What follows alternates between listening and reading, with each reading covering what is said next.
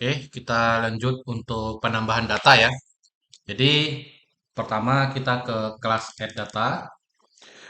Setelah kita melakukan tombol simpan, kita bisa lihat di sini, tulis nama ya, nomor telepon, pilih.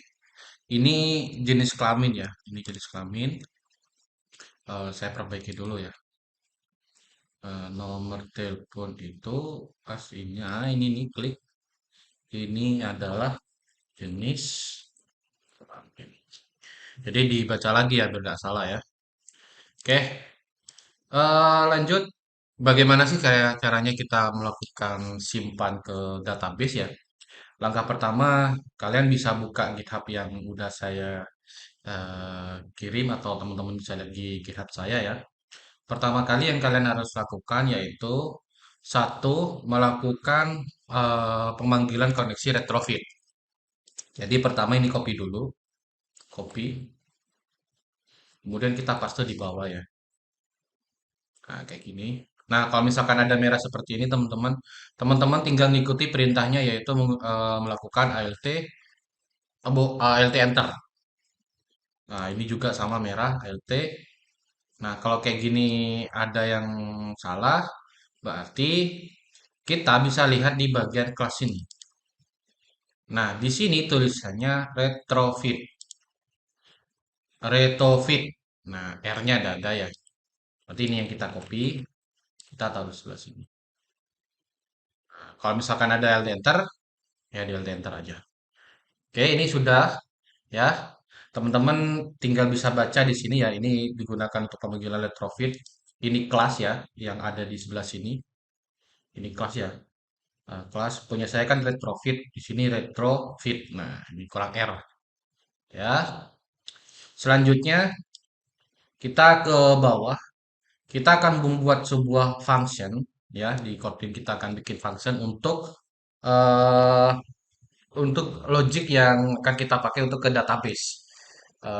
Gimana sih caranya? Caranya ya kalian bisa copy paste aja di sini. Copy paste aja ya fungsinya ini. Ya, ini ya. Dari sini sampai sini. Copy. Kemudian kita taruh di mana? Nah, kita taruh di bawahnya dari kurung over fun create. Di bawahnya kita taruh di sini. Oke ya, seperti ini. Kalau misalkan ada yang merah, teman-teman tinggal melakukan Alt Enter aja ya. Import. Pilih yang mana? Pilih yang retrofit. Nah, ini for. Kalau misalkan objek usernya nggak ada, berarti teman-teman belum menambahkan model ya di sini ya. Call-nya juga pakai yang mana? Pakai retrofit 2. Retrofit 2. Oke, jadi gampang ya. Mau cuman copy paste kan gampang sih. Cuman ada beberapa yang saya jelaskan ya. Jadi kita kontrol ini klik ya sampai warna biru kita klik. Di sini kan ada field nama, jenis kelamin, nomor nomor HP. Nah, ini adalah parameter yang akan kita pakai ke API simpan. Ya, kita coba ya di sini ya. Kita coba panggil CRUD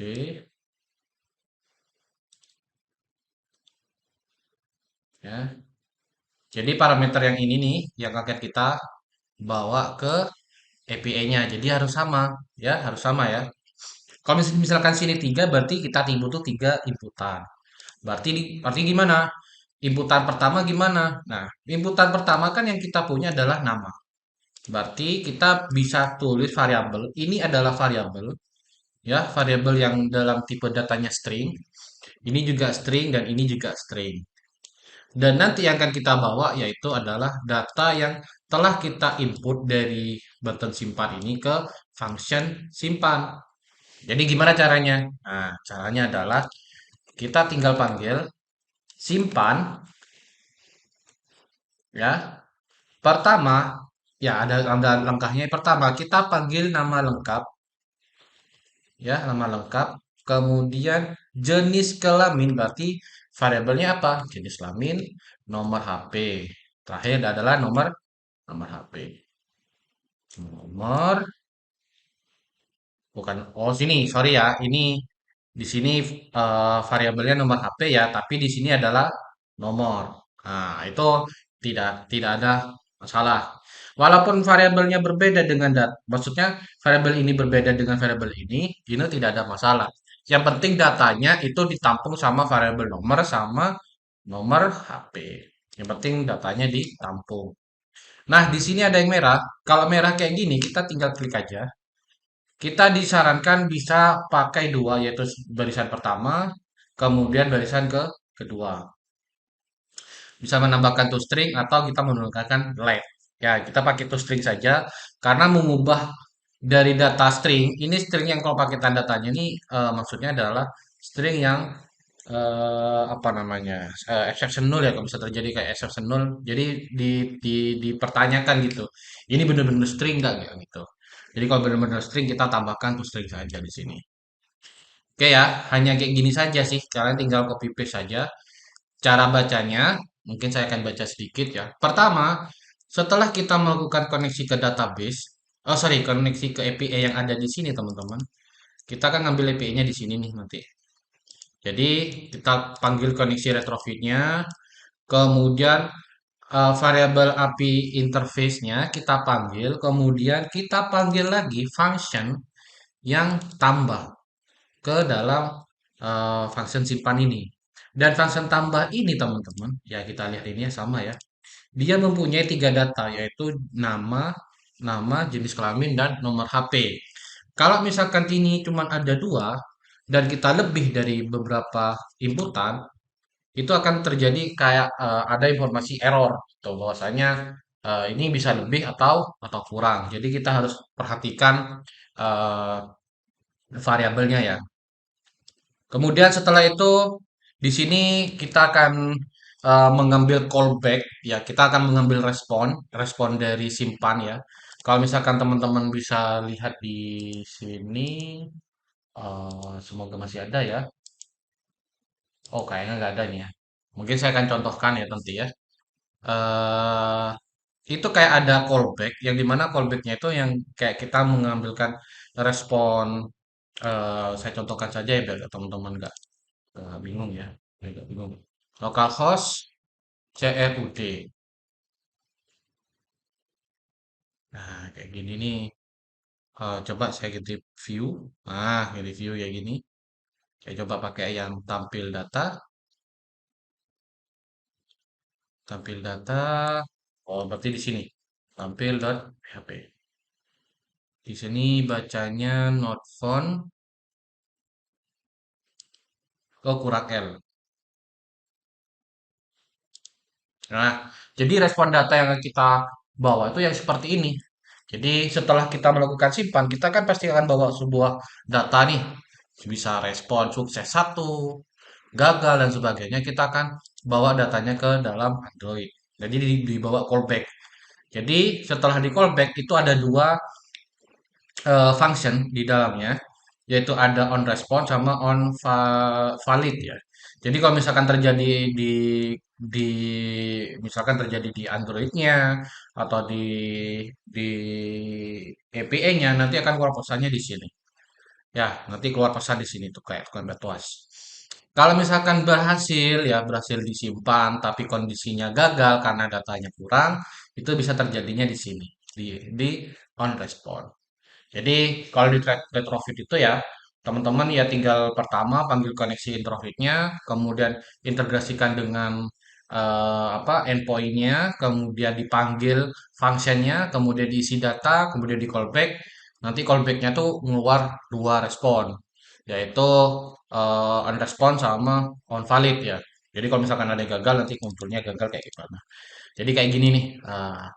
Jadi tapi teman-teman bisa baca lagi di sini ya. Udah saya kasih apa namanya komentar ya biar teman-teman bisa baca. Setelah sukses satu ya, jadi kalau misalkan kita respon sukses ya bisa kita lihat di respon body sukses.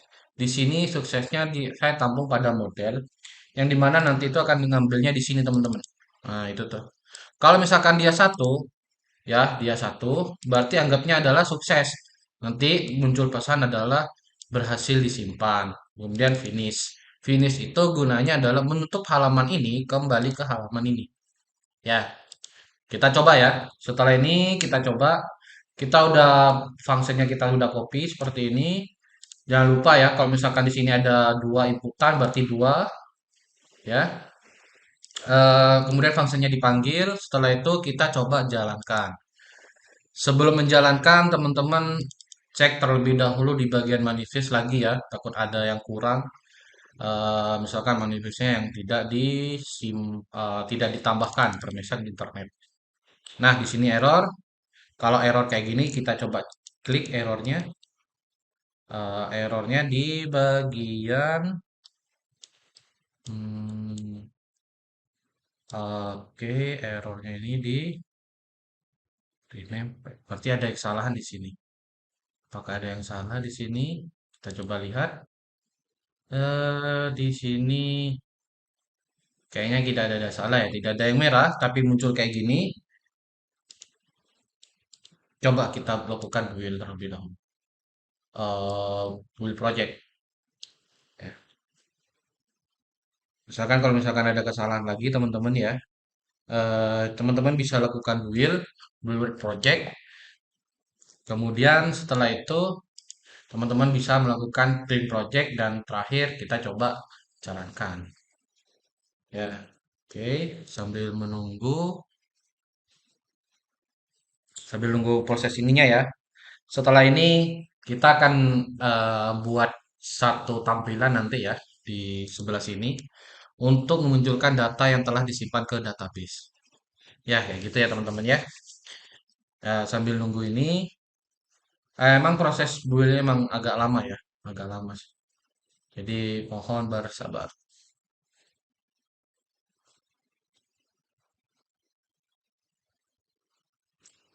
Oke, ini telah selesai.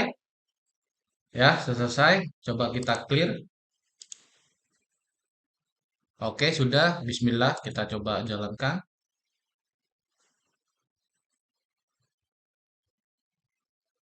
Ya, semoga tidak ada masalah.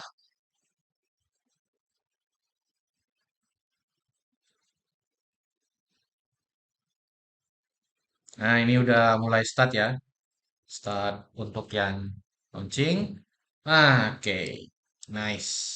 Kita bisa di log. Kita cek di lognya ya terlebih dahulu. Aman ya. Tidak ada yang salah. Tambah data. Kita coba tulis ya namanya ya. Misalkan nulis namanya Nuri.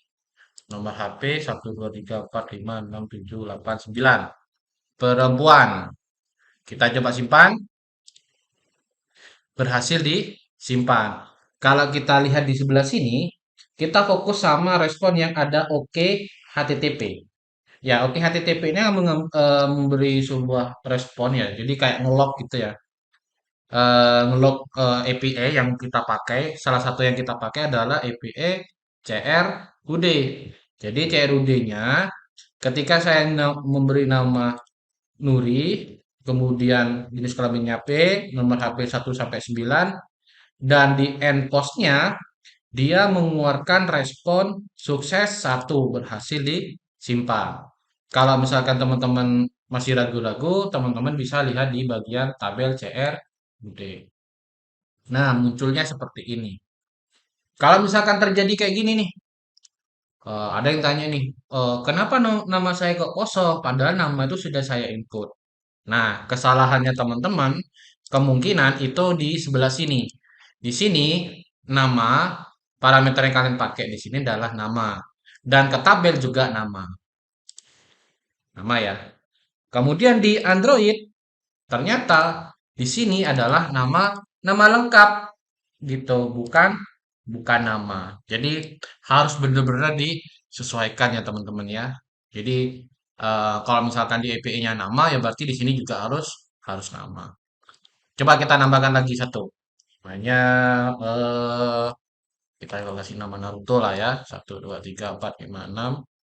Kemudian laki-laki. Coba kita simpan. Berhasil. Kita lihat datanya.